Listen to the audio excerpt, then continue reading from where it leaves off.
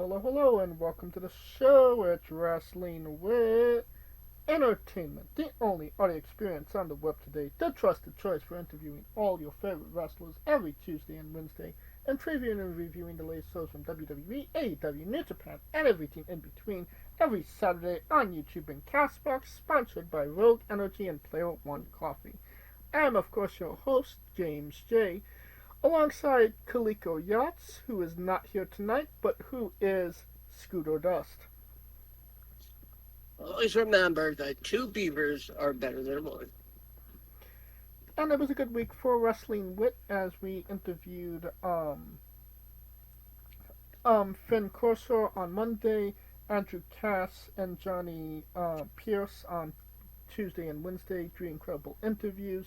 Definitely your money's worth on YouTube every Tuesday and Wednesdays, and the last Monday of the month. So definitely go check those out if you haven't already. This upcoming Tuesday, yes, this upcoming Tuesday we have Emilian Lewis from Denmark. And it's another incredible overseas interview. Definitely cannot recommend that enough. And on Wednesday, we have Corvus from the End of the World Party. Had some battles with the La Rebellion, a run-in with Devon Dudley's sons, and he almost got killed by New Jack once, so you definitely want to go check those out. Okay, when he's done talking to me, he keeps our passport. He just walks across the car. He asks her, "Roll down your window," and he just, he's just very slowly coming down, asking her, and she's very giggly, which didn't help at all.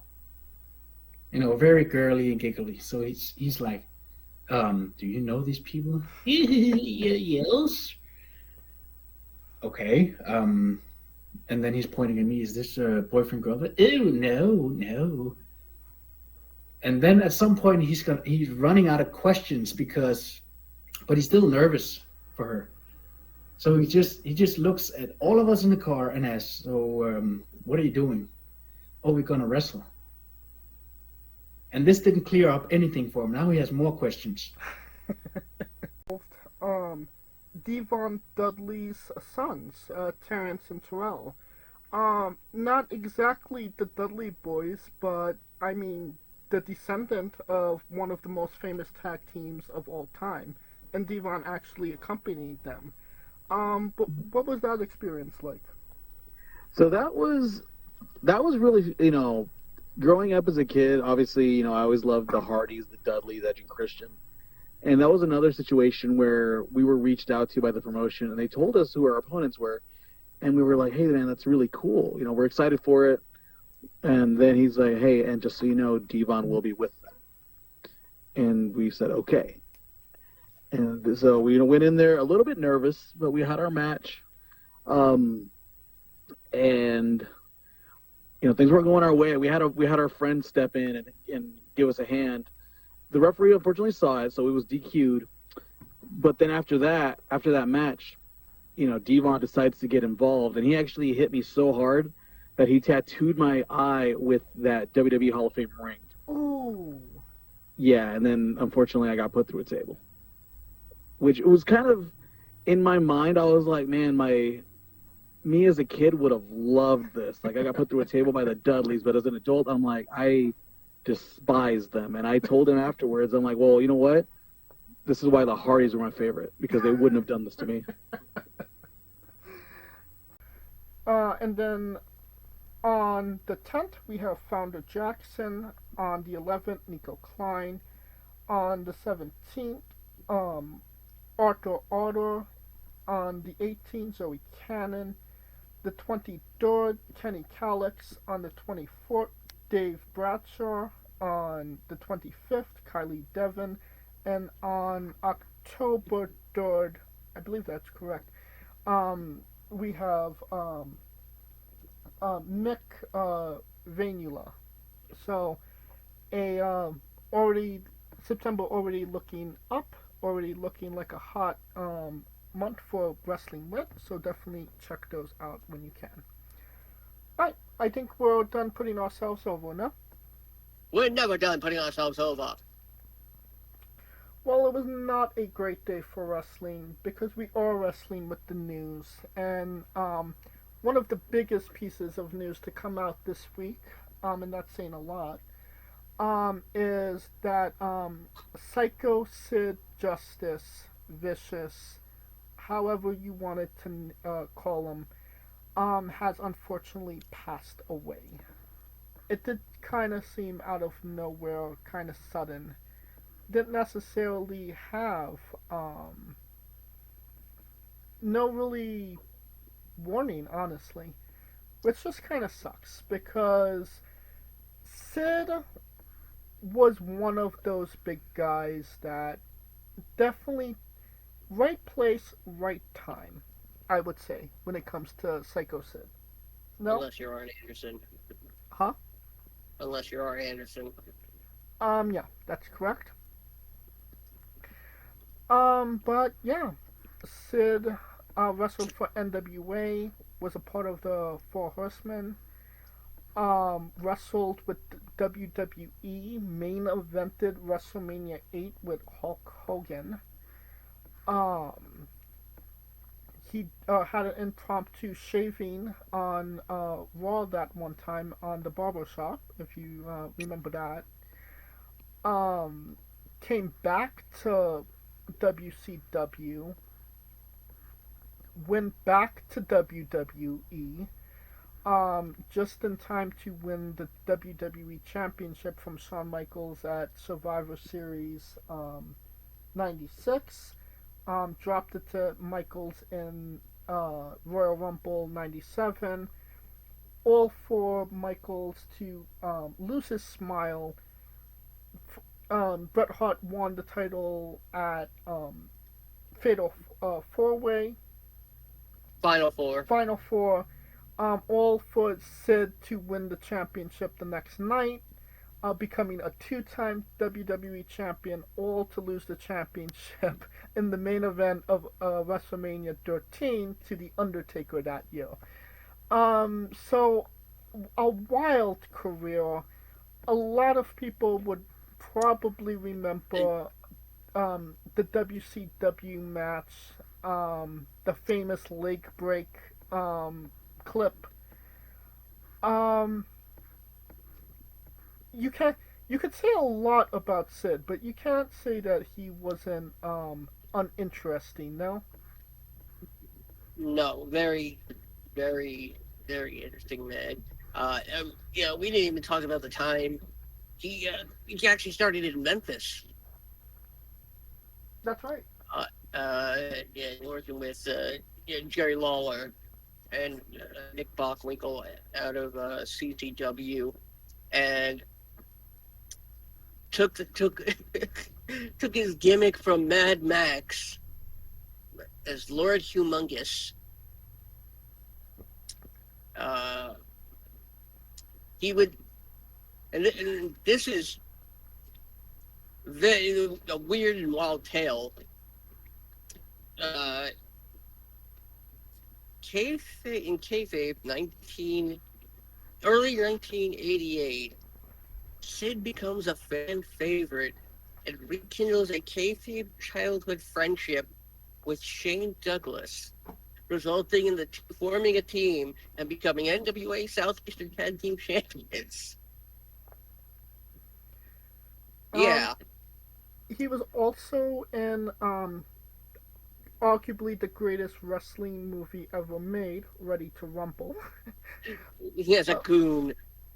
Yes, and he was actually in a horror movie, River of Darkness. Yeah, and he's he did spend time in Japan. Yeah, for New Japan, I believe. Yep, he had one chance at the IWGP title against Tatsumi Fujinami under the name Vicious Warrior. And then he stopped over for a very brief cup of coffee in world class. And that's where he took the name Sid Vicious, because of the Sex Pistols. Interesting. And then, of course, the Skyscrapers. That's his first on-screen victory, ironically enough, was against Dwayne Bruce, a.k.a. the Sarge.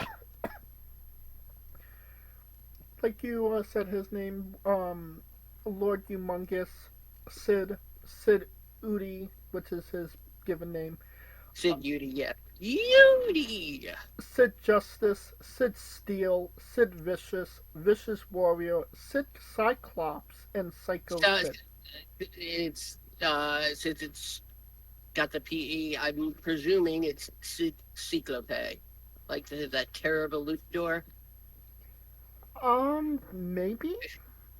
Um, Keep in mind, I don't remember that.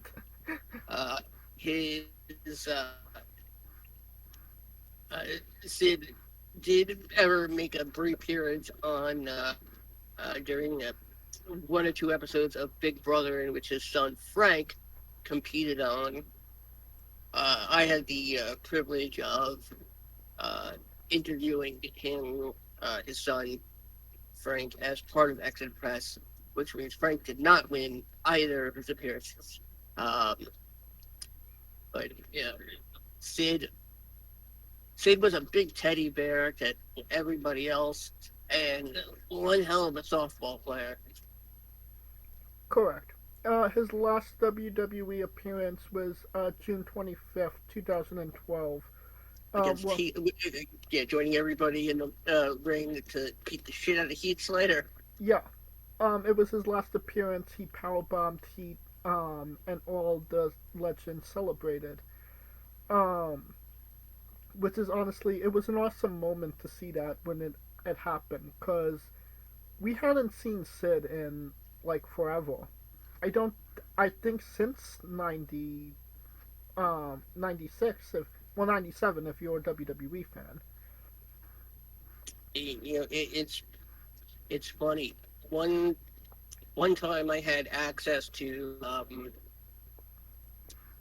one of those sites that gives you anybody's phone number.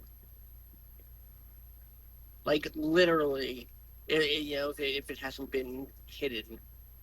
And in this period, I just tried a bunch of pro wrestlers to see what would come up. And Sid's number was one that I got. And I heard his voicemail or answering machine message, and that scared the crap out of me.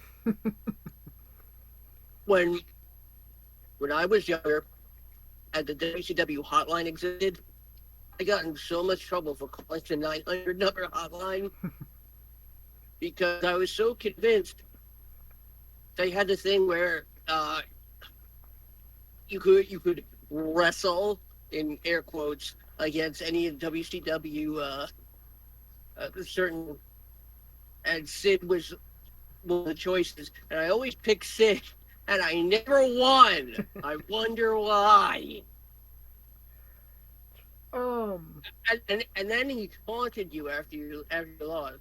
Like, you want a rematch? All you gotta do is pick up the phone and call me again. Like,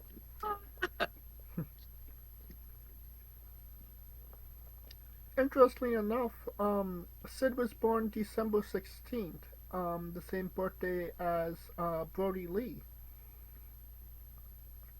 And he was not, and this is an accomplishment in itself when it comes to the world of pro wrestling.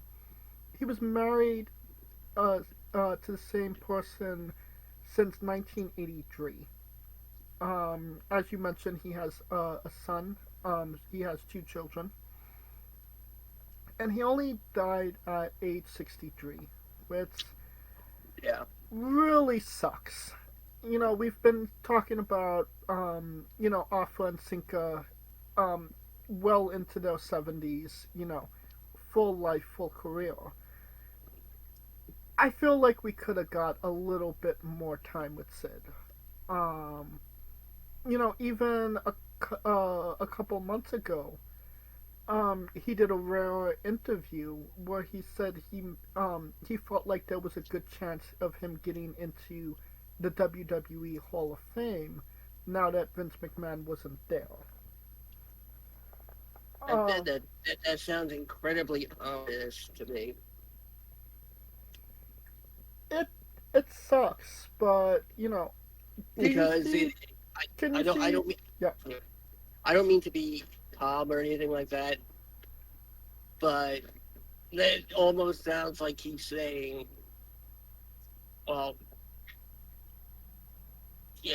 I don't have much time left.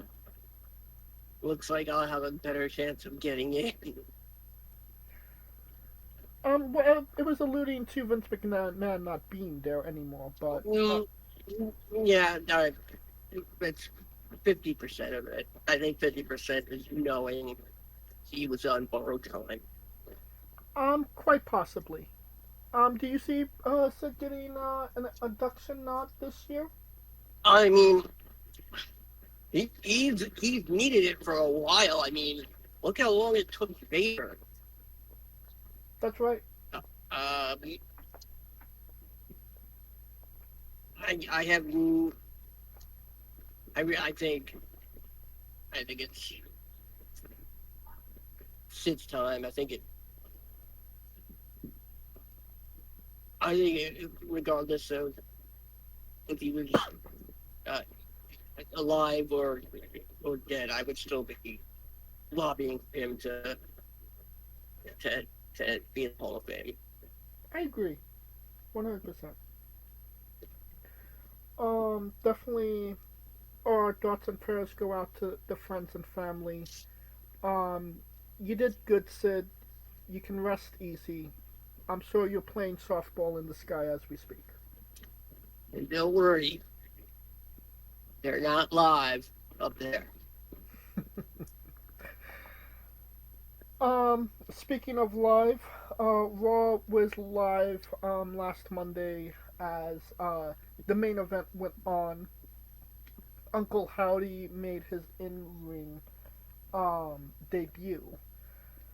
I have thoughts about it, but I was genuinely curious how you felt about the match and Uncle Howdy's aura. I liked it. I liked it a lot. Uh, it was it was the right amount. It was the right time to do it instead of it just being a throwaway. It's done to get the maximum of effect of what it's set up to do. Let us not forget this was Bo Dallas's first match on Raw in almost over 5 years. It's his first match in 5 years in general. And he didn't look like he missed a step.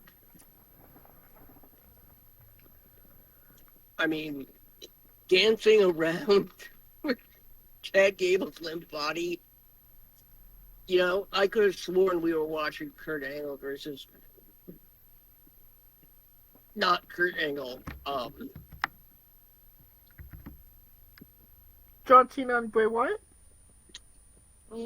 No, because Chad Gable is, that American, and it's got the same amount of letters in his name, and I don't know. I just kept thinking Kurt Angle, but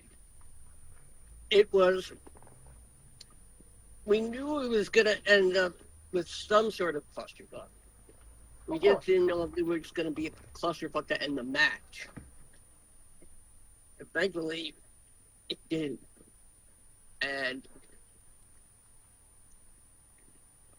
I mean, that theme, that theme, it slaps. That was Bray's theme before he No, passed.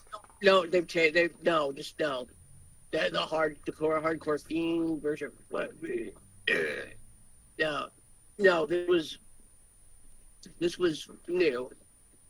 This was Uncle Howdy's music. Okay.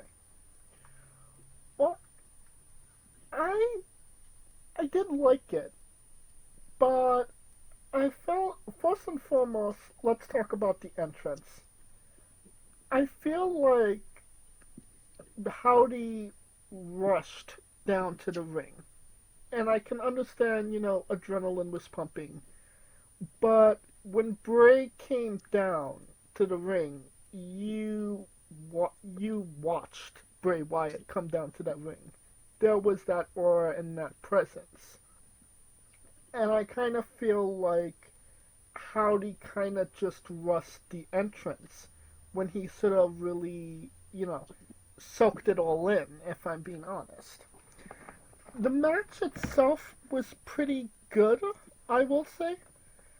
I would have liked things to maybe go a little bit slower and have those little Bray nuances that he added sprinkled into the match rather than just do everything at the beginning and the end, if that makes sense. Um, I was genuinely surprised that the match ended with no hitch because usually, Wyatt matches, there's it kind of leaves you with a question mark on your head. So that was actually pretty good. And I just appreciated that it was just a straight match as well.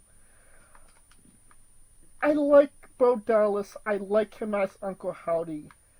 But I feel like he's trying to emulate Bray Wyatt too much rather than kind of be his own person inside the mask. Does that make sense? You get what See, I mean? here's the thing. When they were first playing around with the idea of Uncle Howdy, there was not going to be any mention of it being Bo Dallas Right. when he and Bray were in the ring together. And now there's no hesitation in them admitting who Uncle Howdy is. Right. They fully embrace that Uncle Howdy is Bo Dallas. That his brother made such an impact on his life that it resurrected his career. Right. So I feel like he's trying to emulate Bray a little too much. Just my opinion. See, I think he's But doing it just enough where it's, I didn't get tired of, these, potentially some of the, it wasn't the same old spots. right. But, I do realize that at some point, it is going to splinter off where he is going to make the character and this version of the Wyatts his own. So I completely understand all of that. But answer me this, Scooter. So Bray Wyatt was no better than when he was the villain. We could all agree with that, right? He played a great villain. Yes. How do you make the Wyatt Six and Uncle Howdy villains? You can't. Because there's they're exactly what you said. You can because Well, the who said people. they were supposed to be heels? But I feel like you're kind of doing them disservices by having them faces. You know what I mean? Like, this whole idea of how Bray's characters have taken a life of their own is, that's a Hollywood quality story. Oh yeah. Yeah, and again, it's not just, Bo Dallas, Dexter Loomis, Joe Gacy, Nick Cross, and Eric Rowan. It's happening in a way where it's not creepy. What are you talking about? The first night they murdered Chad Gable. Well, I'm talking about their action in the ring. Oh, like the actual matches. Yeah, where it's not creepy. It's now amazing to watch because there is enough. I honestly, there's enough of Bo in there to say he's not emulating Bray 100%. Right. Well, I just kind of feel like they'd be doing. I mean, as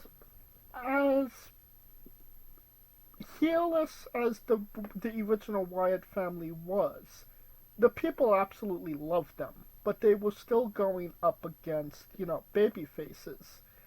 I kind of feel like you do them the White Six disservice by not tapping into that full potential of making them heels. Even though you would kind of expect the crowd to follow them when they're heels as well. No? Here's what I think they're going for. That they're looking to establish that the Wyatt Six exist on a plane where there's no such thing as a face or a heel.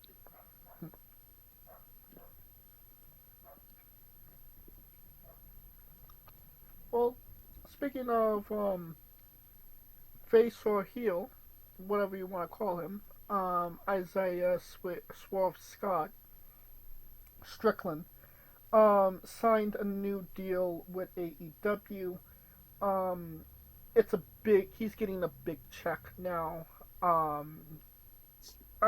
What I'm hearing, if you believe rumor and innuendo, it's on par with what Okada and Mercedes is getting. And it's until the ending of 2029, I believe. What are your thoughts on Swerve re-signing with AEW rather than going back to WWE? Because there was interest from WWE to bring Swerve with Nana. Yeah, except then Carmelo Hayes is out of a job. And then we get Carmelo Hayes at AEW, and we're right back to where we started. I can't see any promotion offering sort of a 5-year deal. Like, that's insane. Oh, well, we'll talk about that in a moment. For sure. No, like, it's not even that. I can't see anyone really signing a 5-year deal these days. What would be the reasoning for that? The world of pro wrestling outside of the AEW bubble is expanding. It's expanding to include everything that is not AEW. Okay. The WWE is finally at a point where they are working with everything. By the way, spoiler alert, If you watched Emergence last night, JBL on TNA. That's right. So it I find your deal, especially for somebody like Swerve, who recently, only just recently proved he can hang at the top of the card. But he hasn't been there for quite that long. He's been there for maybe 3-4 years. Like, has he been in the main event scene for 3 or 4 years? No, he started teaming with Keith Lee at the beginning of his AEW career. That was 3 years ago. Yeah, and Keith Lee hadn't gotten injured. Right. So it just seems odd to me, out of all the people, that Swerve would get that kind of deal. You know, you expect somebody like Darby Allin to get that deal. Because Darby is an original? Because Darby, I really think, looks at every match and goes, okay, how can I try to kill myself in the ring and not die? I mean, honestly, I don't think you need to entice Darby Allin with money. I think you just throw a tuna sandwich at him and he's happy. So, I mean, like, free labor, honestly. Fine, here's your sandwich, Darby. Yay, tuna. Aw, egg salad. Why would they give him an egg salad sandwich? Because they weren't listening. That's just bad catering on their part. You know what? A tuna sandwich clause in the contract. I wonder what ridiculous clauses Swerve has in this 5-year deal. Whenever they have to drive him to the arena, and they can only swerve when they drive him. And if he ever goes to Tony Khan's house and he says, whose house? And somebody says Swerve's house, that house legally becomes Swerve's. Hip replacement for Nana when he blows out one of his hips dancing too strongly or energetically. Yeah. Do you think that Swerve did this because he genuinely likes being in AEW, or do you think that he did this because he's getting paid a lot of fucking money? And if I'm being completely honest, I don't see him getting back to the World Championship picture. I think he's going to be spending a lot of time in catering with Darby, eating tuna sandwiches. To quote one of my favorite movies, he's not doing it for the money. He's doing it for a shitload of money. Well, yeah. So, do you agree with that, or would you say that, he's in it for the game and the love of the sport? I think Swerve knows an opportunity when he sees it. And a sucker as well. Not to bite the hand that feeds him. So, he's probably thinking, you know what? I'll take that 5 years of security. You know what? Yeah, you're right. But it's got to be chicken of the sea. And then all of a sudden, he gets managed by Paulo Del Mar. And it can't be no tuna of the dirt. Now, a lot of the people, especially in WWE, are kind of speculating that, Swerve's a good wrestler, 100%. He's definitely proved his worth in the last, year or so. not necessarily worth the money that Tony Khan is dishing out for him. And Hey, you know what? There's gonna people. AEW's gonna make a ton of money in hepatitis vaccines. well, what I'm kind of alluding is WWE was people in WWE were saying that Tony Khan is ruining the business by offering these really big lucrative contracts for people that don't aren't necessarily worth those big lucrative contracts. It's you wonder if you wonder how much psychology is a factor in that, because if you give someone who fans normally don't associate a big deal with, and all of a sudden that talent starts improving, like it's, I hate to say it, but it has the potential to be to change the foundation of how pro wrestling is approached from a financial talent perspective. Well, it's not a bad thing that talent is getting paid a lot of money, but it does feel like they're doing it just to keep them where they are rather than go somewhere else. And even at this point, unless you're like Cody Rhodes or Roman Reigns, you're not gonna get that type of money anywhere else.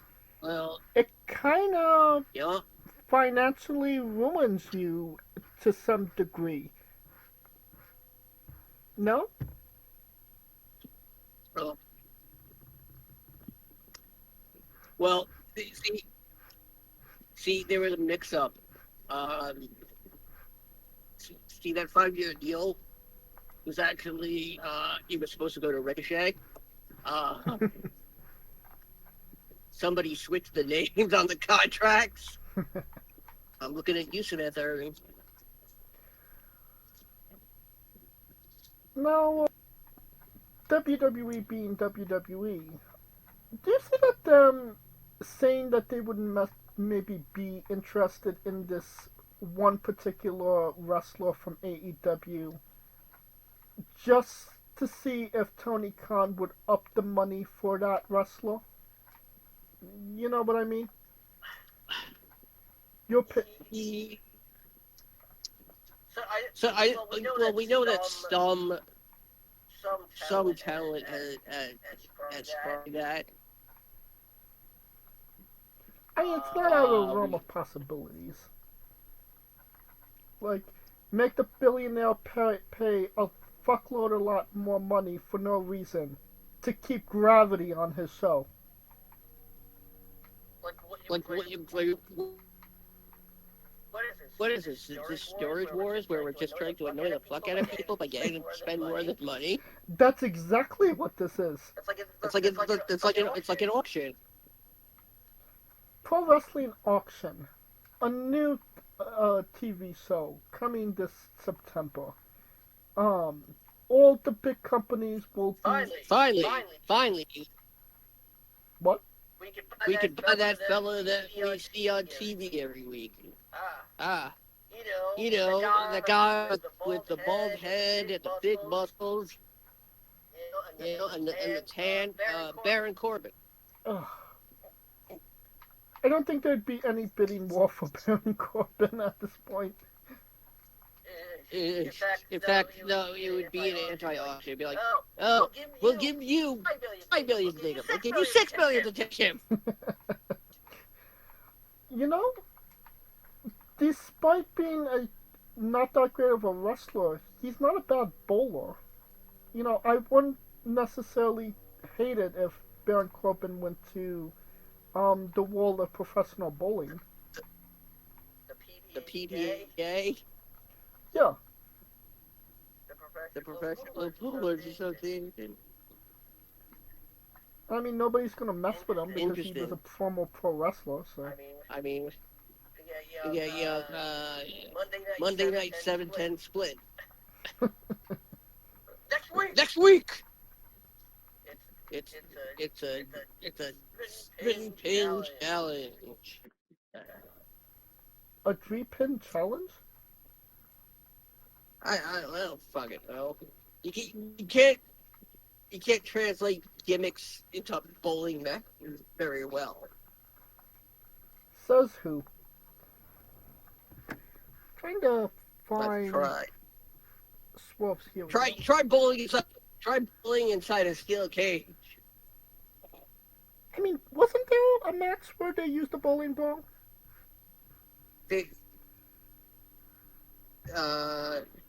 Yes. Yeah. Al Snow used to use the bowling ball all the time. That's right. That was one of his spots. Bowled to the crotch. And I think at some point, I think it was Booker and Austin ended up in a bowling alley, like at some point after the supermarket brawl. I know somebody ended up in a bowling alley. I don't remember that.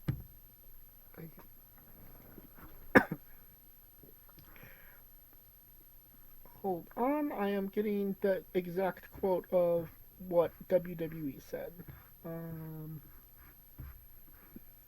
Okay, WWE interest in Swerve and Prince Nana act. However, there is reportedly a belief from people within WWE that the AEW president Tony Khan's offers are bad for the sport, as he is keep names such as Swerve and Daniel Garcia. Your thoughts on that comment? That sentence. That's not bad for the sport. That's bad for his pocketbook. Like, you know, if they really think this is going to be inspire,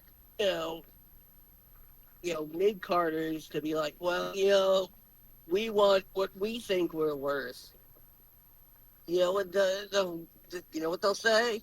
They'll say, all right, go find somebody who will give you what you think you're worth.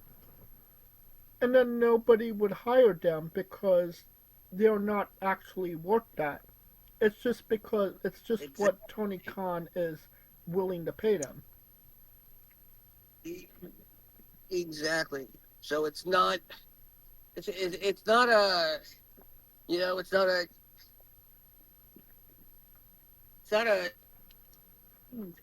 industry issue. It's a Tony Khan issue. If there was a union, things would be different. That's a whole other debate for another time, but I just feel like if you're in AEW right now and you get an offer from WWE and you take that offer, it speaks volumes on your character and where you want to be in your career, rather than the guys that are kind of maybe being complacent staying in AEW, because you're only wrestling like 8 matches a year and you're sitting home the rest of the time making 5 to 6 figures. Hey, I'd rather be rich and sitting at home doing nothing than trying to scrape up coins from the seat between my car, to get something from the dollar menu and be in constant pain. I get that. This tells you what people's priorities are. Speaking of priorities, Jon Moxley has returned to pro wrestling, or to AEW at least. He came out bald and to his Death Rider theme. Obviously, Tony didn't renew the Wild Thing theme for him. Thank God. did you see the segment, Scooter? I didn't even realize he had come back. And I didn't watch All In. I barely read the results and the summary, and I still don't remember seeing John Moxley's name anywhere. Well, it's gonna be great considering that we're reviewing All In like 10 minutes. Well, give me a shit up. So John Moxley came out. He did an interview with one of the other Tonys. Take your pick. And he said something on the lines of "This isn't your business anymore," which made people speculate that he's now an agent for Shane McMahon to take over AEW. The fuck? Yeah. Would you like to know where the exact quote and where this new version of John Moxley comes from? Sure. This new version of John Moxley comes from an Australian movie called Romper Stomper.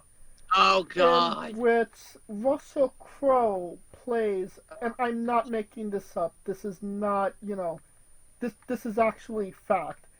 Russell Crowe plays a neo-Nazi. Yep, and, I know what Romper Stomper is. Yep. Well, just for the people that don't know, and John Moxley is ultimately playing Russell Crowe in Romper Stomper now that he is back in AEW. Awesome. One more reason not to watch him. So we are now. I'm sure MJF is gonna love that. I was gonna. Yeah. Neo-Nazi Moxley. Neo Moxley. No, that's. When and his new catchphrase is going to be "Go fly a kite." Oh. And I know what the conversation was. Tony Khan calls up Moxley. "Hey there, buddy. Did you watch All In? It was a great show. It broke records. There was 50 million people there. It was so great. You should have been there. But I understand you wanted some time off. But are you going to come back soon?" And he was like, "Yeah, boss. Gonna come back." "Okay, great. I had this idea. I was watching this movie last night. Renee made me a two-fish sandwich. And I was watching Romper Stomper. What do you think if I came back and I played that part on TV? That would be great. I would love that. That would be awesome. Why don't? And then we'll have a match at what's the next one? The Stadium show. One of our fucking paid previews. Wrestle Dream. The Stadium show in New York. Right, that's gotta be. Grand Slam? That'd be great. We'll do the match at Grand Slam, and it'll be a great match. It'll be the best match we ever had in AEW. Great. See you on Wednesday. If you're not down with that, give me a sig heil, yeah! So, do you think there's going to be any repercussions for neo-Nazi Moxley? God, I hope so. I hope he gets. I hope he gets beaten down by a bunch of rabid rabbinic students. Well, like, take this, you motherfucker, you verkachte asshole. Your mother was a hamster. Well, speaking of mothers being hamsters, Vince McMahon. Um, they announced on Netflix a new documentary series chronicling Vince McMahon, his entire, I think it's his entire life and career. Um, doesn't necessarily seem like it was what they did on the Vice special.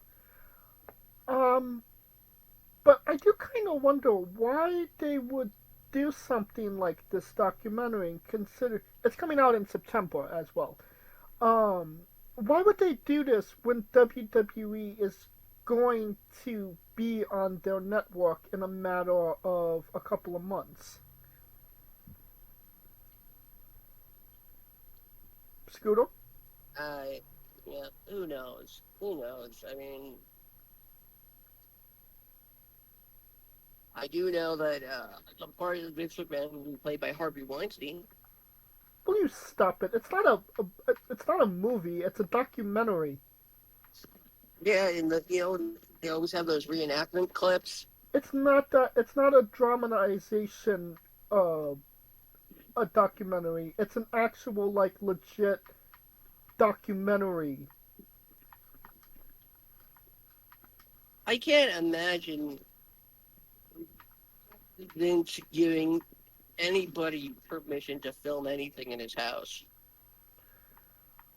I don't believe he was a part of the documentary. They just have clips from him when he That's over the years. then they're gonna need some dramatizations. I don't think they need a dramatization. I think it. Keep in mind, these are the same people that the producers of Tiger King. They need a lot. They need a lot of grapefruits. Correct. I'm actually somewhat looking forward to it. I think it might actually be a good documentary on Vince. I'm surprised HBO didn't do it first. I mean, I believe the documentaries on HBO were produced by WWE. I don't believe this was produced by WWE. Yes. It doesn't necessarily look like a hit piece like the Rice documentary was. It does seem like they are looking at everything from every angle rather than he's a monster, he's this, he's that, he never was good, yada yada. You know what I mean? Yes. So we shall see what that holds. And that brings us to our last bit of news, and that's the WWE Performance Center may be moving to Las Vegas. What are your thoughts on that? I could see opening up a second performance center, but why does the first one have to move? That's a good question. You can have more than one performance center, right? Yeah, it makes me think that what the hell do they call them? When a celebrity takes a yeah, oh god. Endorsement? No. When they agree to residency, that's it. Oh, right. That makes me think that one hotel on the strip is going to be, the permanent home of an NXT residency.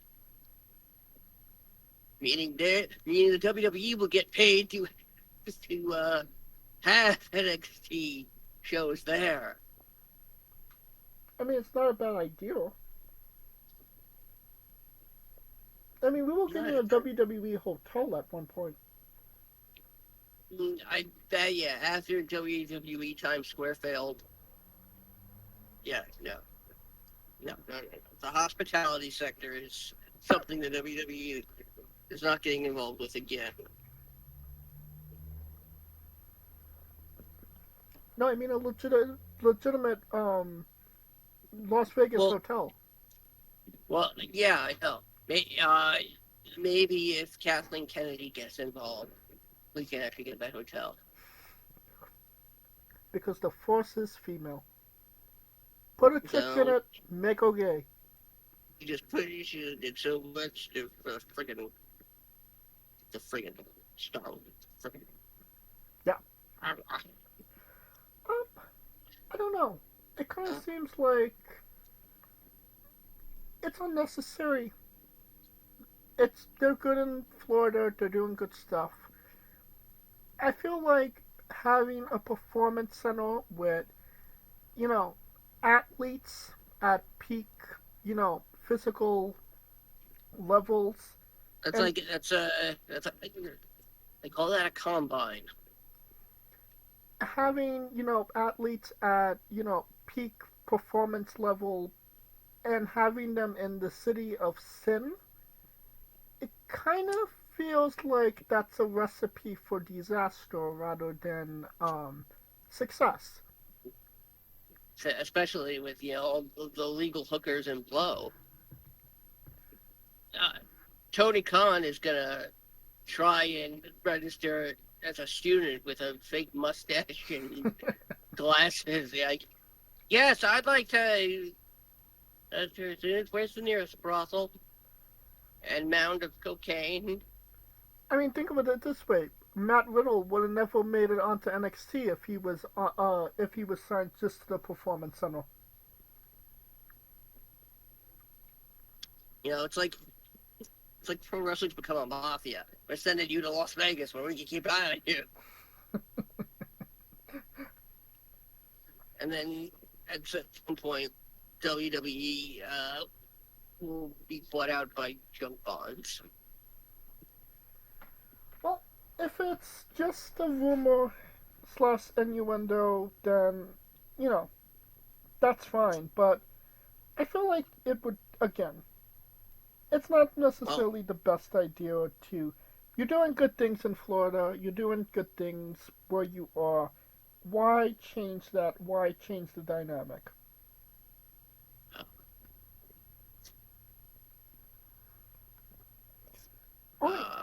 Yep.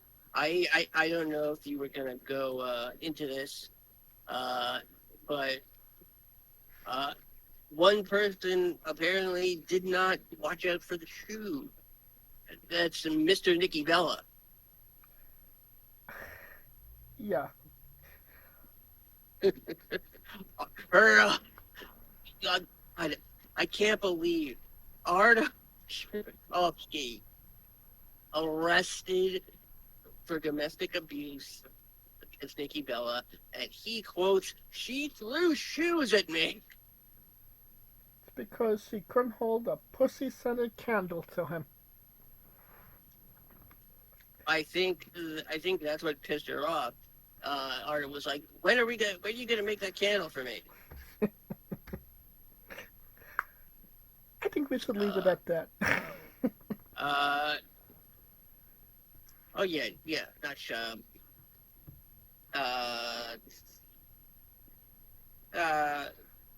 according to investigators, there was a 911 call from Artem's home. I keep calling him Smirkovsky. He's not a Smirkovsky brother. For the medical emergency, alleged victim to be cooperating with investigators.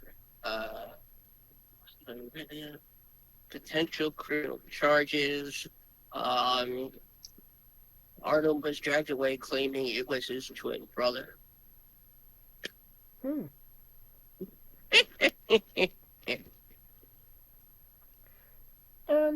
that will conclude our coverage of news. And now a quick word from our sponsors. So, Rogue Energy, the only gaming drink company in the world with 4 unique product lines to suit your task at hand, whether it be juices, shakes, smoothies, and everything else in between. Their low-calorie, no-sugar energy formula is the perfect alternative to sugar-filled canned energy drinks and sodas. Their extreme formula provides the most energy, focus, and sports performance possible. Their hydration line offers focus, ingredients without the added caffeine. Drink it anytime you're thirsty. And their shake formula is so delicious. Who doesn't love a cookies and cream, 0-calorie energy milkshake? First and foremost, they've designed every Rogue product line with performance and effectiveness in mind. It is critical that you look at the nutrition panels of drinks when comparing options. There are countless off brands out there that are presenting low quality, poorly dosed formulas that amount to expensive caffeine water. Every formula they produce is designed with optimal levels of high quality ingredients. Additionally, you won't find a powdered gaming drink brand that dissolves better. No need to have chalky textures in your drink. Their taste profiles are unmatched, specifically designed for gamers, athletes, students, entrepreneurs, people with hectic schedules, individuals with low energy, podcasters who can't shut up, people who are health conscious, and so much more. Great as both a pre-workout and as a coffee energy drink replacement. Specifically designed every Rogue product line to be the best gaming drink on the planet. Rogue Energy, more focus, more wins.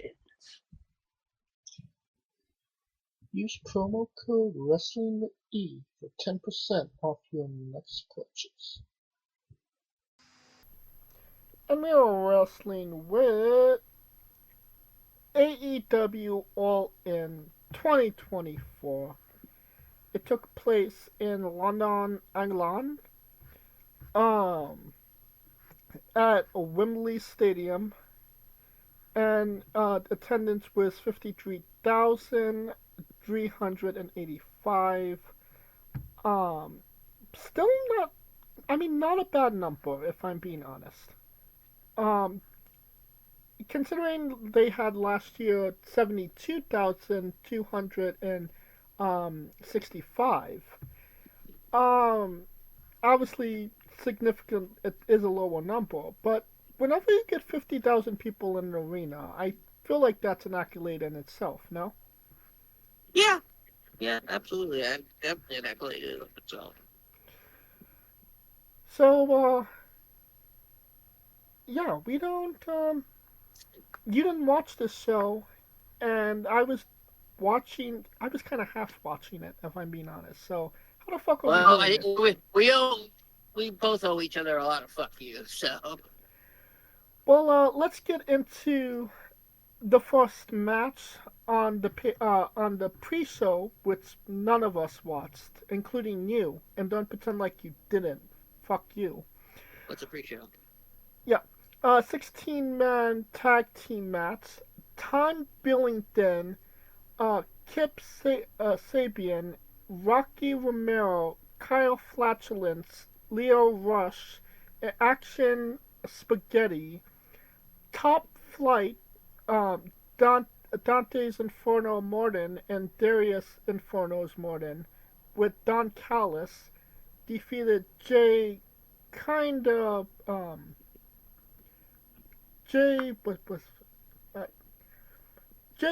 Intimidating, Jay Kinda Dangerous. Jay not so lethal.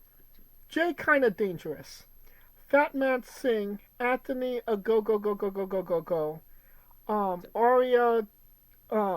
Ariana Grande, Private Party, Isaiah Orange Cassidy, and Mark Quinn, and The Dark Order, John Silver, Alex Reynolds, Evil One, and Sanjay Dutt. What? Huh? What? Yeah. Are you sure you just weren't reading a roster? Yeah, I'm pretty sure. Who's the fuck is Tom Billington? That's the Dynamite Kid's son. And look, they got Action Andretti out of Carbonite. Mario Andretti. Can't be Action Spaghetti with a name like Andretti. And when is Private Party turned heel? They turned heel a while ago, apparently. That's how much nobody was paying attention. And when did Sanjay Dutt join the Dark Order? He didn't. He's with Lethal and Singh. His name is last because they probably forgot to write him in. Fair enough. Second match, Willow Nightingale and Tomohiro Ishii defeated Chris Statlander and Stokely Hathaway. Big surprise there. Then you got a big 10-man tag team match. The Von Erichs, Marshall and TJ Maxx, Von Erich, Sammy Guacamole, Katsuri Shibata Bread, and Don't Call Me Cody, Dustin Rhodes. With Kevin Von Erich, they defeated the Undisputed Kingdom, Matt Tavern, Mike Canales,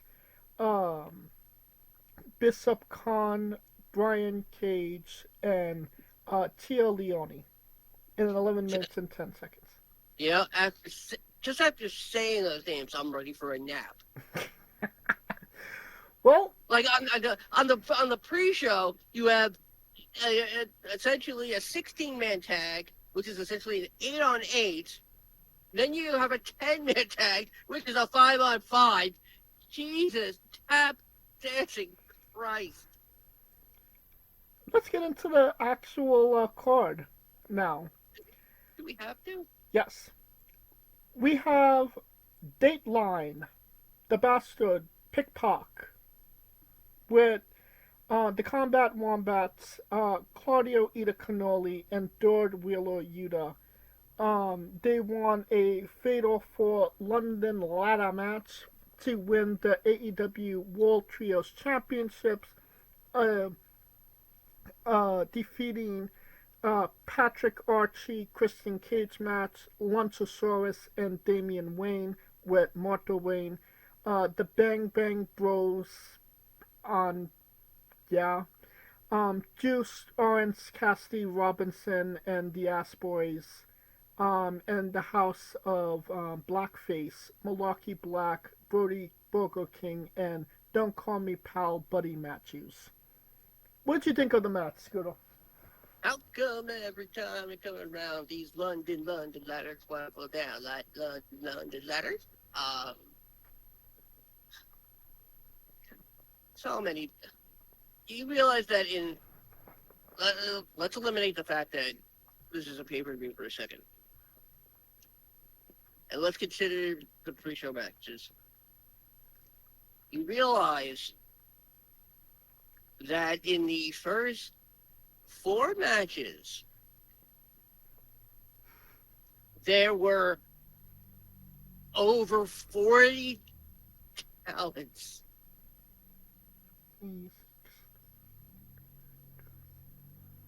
Yeah, you're right. I did actually watch this match. It was okay. Nothing incredibly serious or, worth tuning in for. Claudio was wearing this tape that said, "I'm not Penta." Correct. But for a ladder match, you would be surprised with how many false finishes there was in a ladder match. How does that make sense? I mean, were there pinfalls? No, they would get up the ladder. Yeah, but what were they grabbing? You would think, oh, they're gonna win. They're gonna grab the belts, and then somebody would come in immediately and stop them. That happened like 15 times. Like,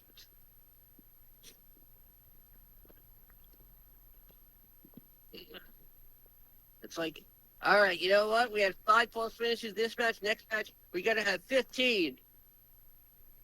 That brings us to, well, actually, how many? I don't even know why I'm asking you this. You didn't watch the match. How many stars do you give this? I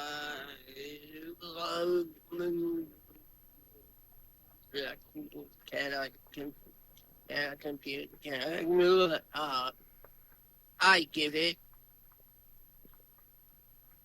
3. I give it 2.5. Singles match for the AEW Women's World Championship match. The first match that actually only has 2 people in it. Mariah Carey defeated Toni Storm with Lex Luger in her corner, 15 minutes and 15 seconds. Called it. Yeah, you did. I'll agree with you there. This was actually a really good match, if I'm being honest. There was some things that maybe didn't make sense. There was a lot of gaga. And we're not talking just about, dressing up like lady. But, it all kind of played into the story of Mariah and Tony. And for the first time ever watching an AEW match, there was a story involved. And there was psychology. And essentially, Toni Storm lost the belt because she couldn't bring herself to hit Mariah with the shoe. And Mariah took advantage. She won the match and she won the title. That's really good storytelling. So, yeah, I love it when they used it with Colossus in Deadpool 2 when he refused to fight Freddy. So, you completely threw me off with that. I completely forgot what I was going to say. That's what Scoutmaster Kevin used to say. If there was any match you should go back to watch on this card, it would be Mariah May and Timeless Toni Storm. It was a good match. Yeah. I give it 4.5 stars. I will give it the same.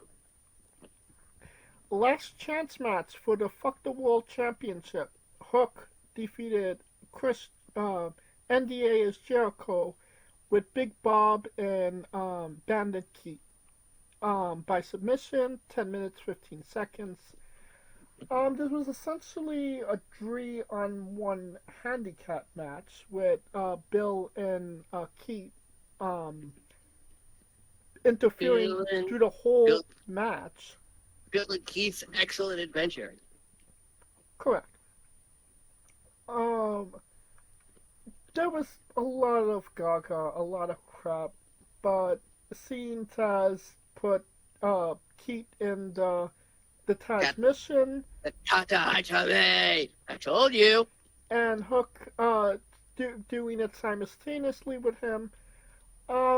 Honestly, really good moment. Definitely got a pop out of the crowd for sure. So I'm not necessarily mad with all the bullshit that they put us through to get there. 3.5 stars. 3 stars. We have the Young Fox, Matthew Jackson and Nick Jackson.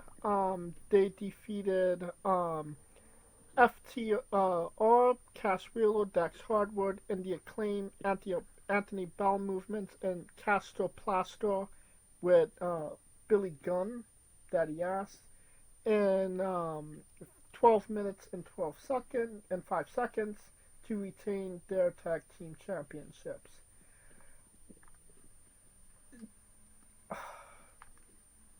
Why are we even talking about the Young Bucks in 2024?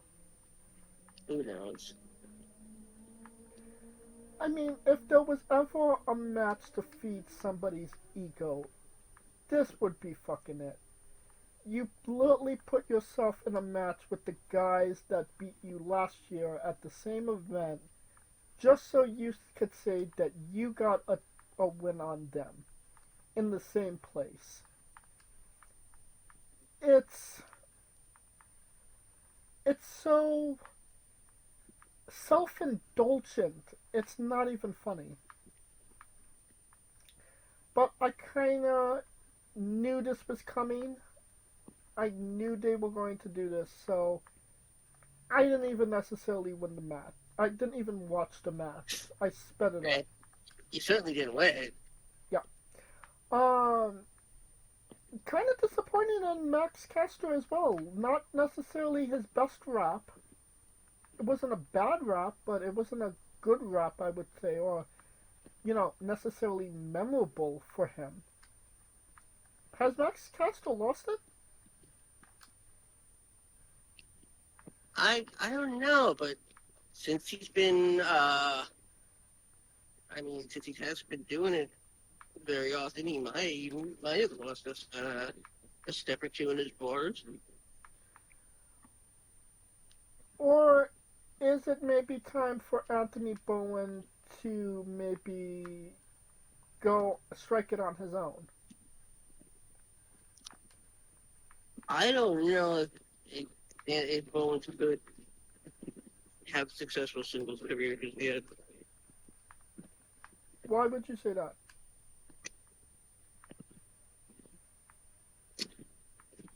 One, he's young, so he's got plenty of time to work on his one skills. The problem is that you didn't get a lot of one-on-one matches featuring the members of the tag teams. Okay. And that I think is a huge problem because what happens when a team gets stale and neither one is apparently the breakout star adjusted for a singles push.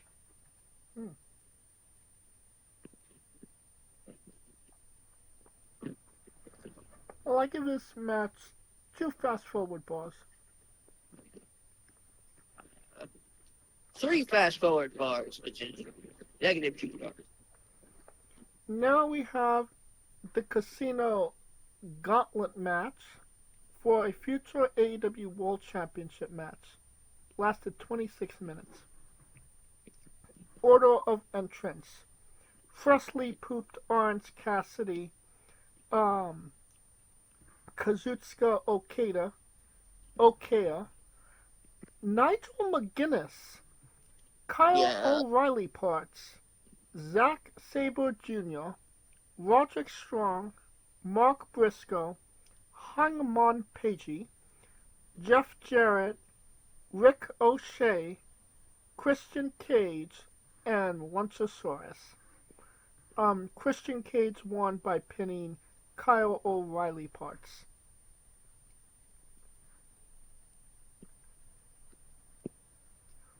Well, you heard all the names I just said. Yes. And Christian Cage won?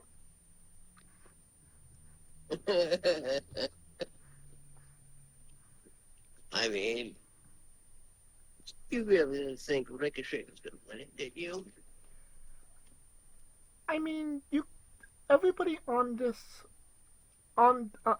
gauntlet match could have filled up the Wembley card, and they would have gotten a bigger crowd than they actually got. And they were all lumped into a match that nobody saw. You didn't expect ZSJ to win it, did you? Well, I mean, it doesn't make sense why they would put Zack Sabre Jr., literally the G1 champion, a couple of weeks ago, went through the most grueling pro wrestling tournament of all time, won to job in a gauntlet match.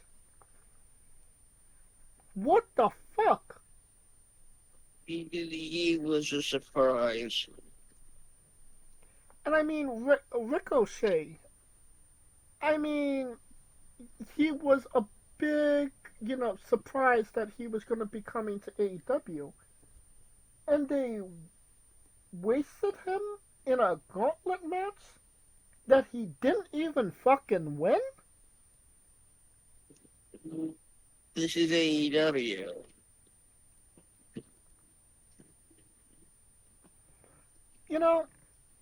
Ricochet,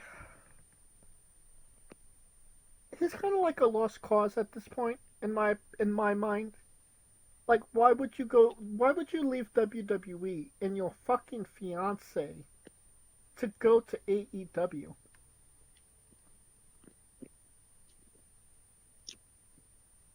I don't think he got over the fact that Samantha was being bigger off than he was. Yeah. Obviously, that cut the old ego in half. Yeah, it's funny, and you can now see at the timekeeper's desk at every WWE event, there's a jar with two little round things in it, and they're labeled Ricochet's balls. Yeah. So this was a match, but you know what?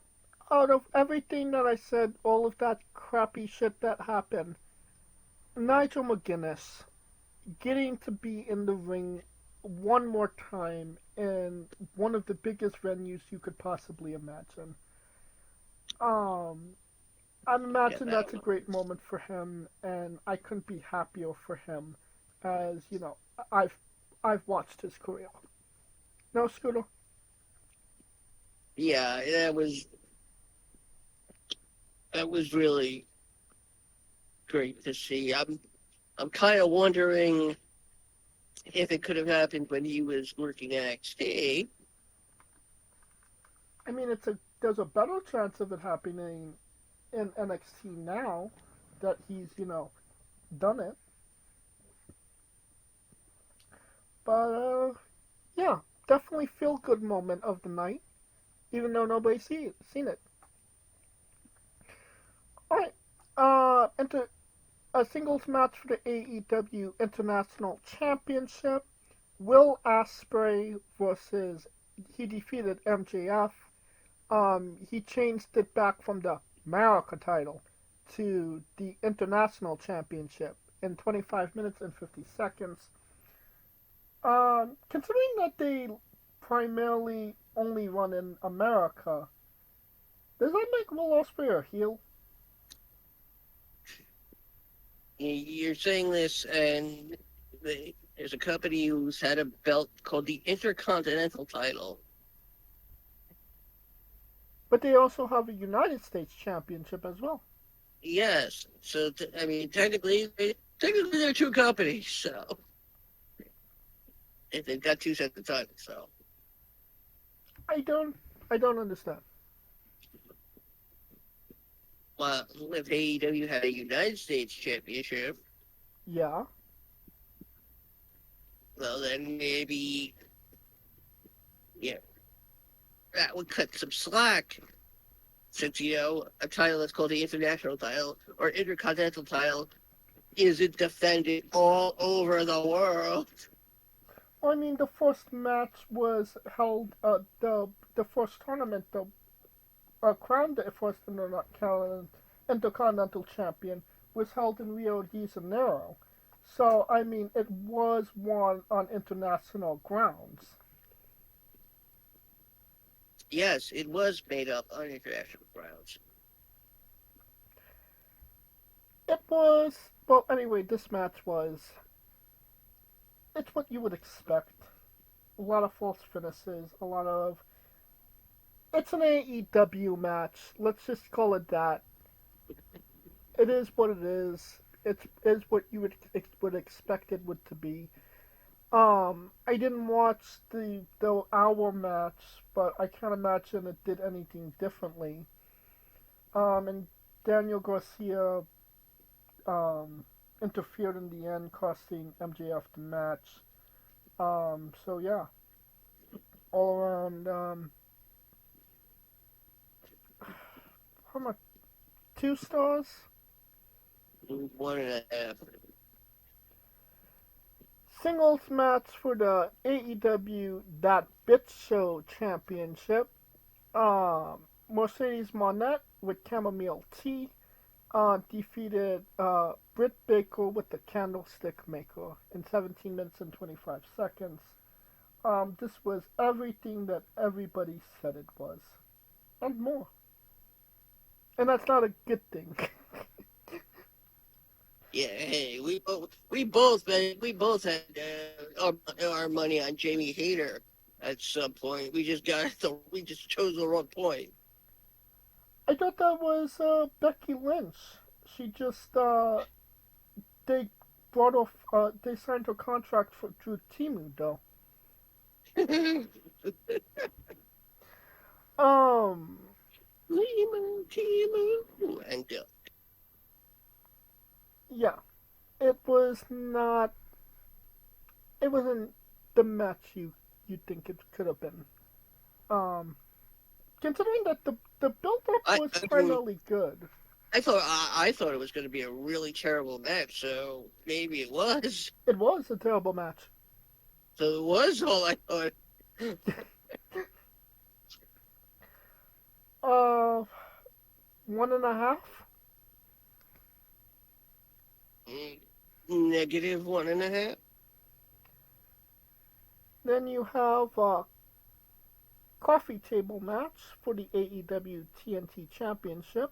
Uh, Jack Perry the Platypus defeated Debbie Allen in 10 minutes and 40 seconds. Um, Fucking Darby came out with thumbtacks glued to his fucking head, like the fucking idiot that he is. Yeah, you want to know the worst part is? They were glued in, pulled down. They were already stuck in him, the idiot. Yeah, that when they said that on commentary, I was like, the fuck? And I legitimately thought that he put the thumbtacks in his head, pressed in. But no, he did it the reverse way. What kind of fucking job is that? You glued thumbtacks to Darby Allin's head. Like, Yeah, what does well, that job pay? you know, there's at least one job worse than that. The person who has to pull them out. I was gonna say the person that gets Tony Khan's cocaine. No, no. The worst thing that you could possibly be there is the person who accidentally spills a little bit of Tony's cocaine. Um, should I go there? No, I won't go there. So I will say this about this paid preview. There was not one match on the main card that did not have one type of interference in every single match. Every match had somebody coming in, interfering. The Young Bucks didn't have anybody interfering, but they did use, nefarious means to win the match. It was a triple threat match, so I don't see why they needed for nefarious means. But, I digress. It's so unnecessary to have. You can have one match where there was no interference whatsoever, or outside interference, or anything of that nature, and that kind of sucks because it makes all the matches the same. You know what I mean? Yeah. That brings us to the last match. Brian, don't call me Danielson, defeated Swerve Strickland to win the AEW Championship in 26 minutes. Scooter, you got something to say to me? Fuck you. Thank you. If I'm being honest, I don't necessarily like watching Daniel Bryan matches. They're kind of all the same, and when I saw that he was busted open, I started to speed it up to the end because why? And no. And just be a father, asshole. I know. Well, Yeah. What was you gonna say? he's got to put the belt up as collateral for his brother-in-law's bail. Very true. Do you think he's more on Ordom's side? I don't think he cares as long as he's got Brie on her side. Bow chicka bow wow. I mean, it was a nice moment for him and his family, but did he really need that moment? I mean, he has the WrestleMania main event win. He has that moment. Swerve lost last year to Sting and Darby Allin. I am I wrong here, or do you? How do you feel about it? And fuck Bryan Danielson. Very true. You were saying off air, this is looking more like less like a retirement tour now that he won the championship. Yeah. We were all of the belief that this is finally Bryan Daniels' last hurrah. Because reports were coming in that he was roughed up, he was in pretty bad shape, and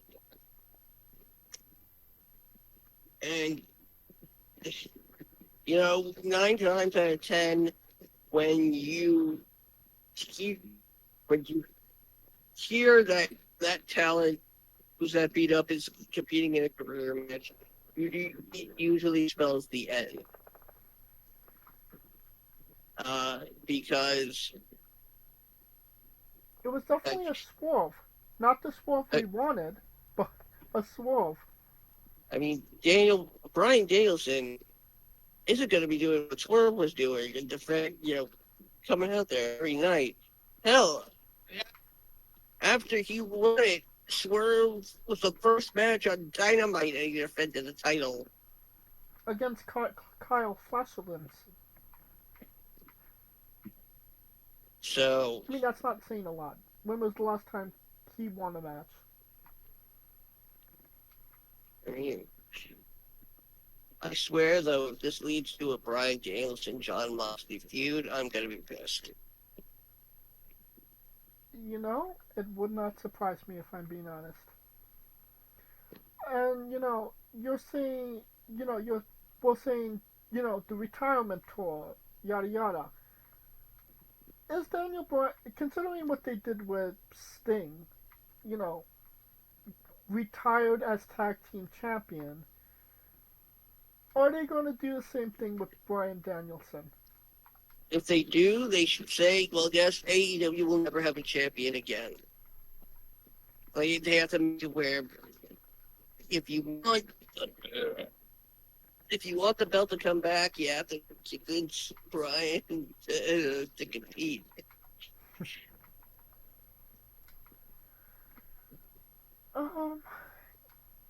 I mean, he's technically not retiring. He's just retiring from Acting. not acting. He's Active retiring competition. From acting, yes. He is going to wrestle. He's just going to be on that good Brock Lesnar schedule. Well, you saw what Brock did to him. Very true. I was there when that happened, so.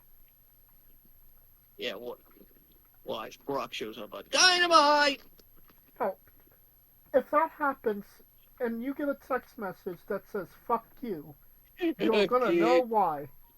Fuck you to the moon. Well, technically, I got the text that said "fuck you" this time, but at some point, you're gonna get a text message. Damn it! Fuck you to the moon. Alright. Get a t-shirt with that printed on it.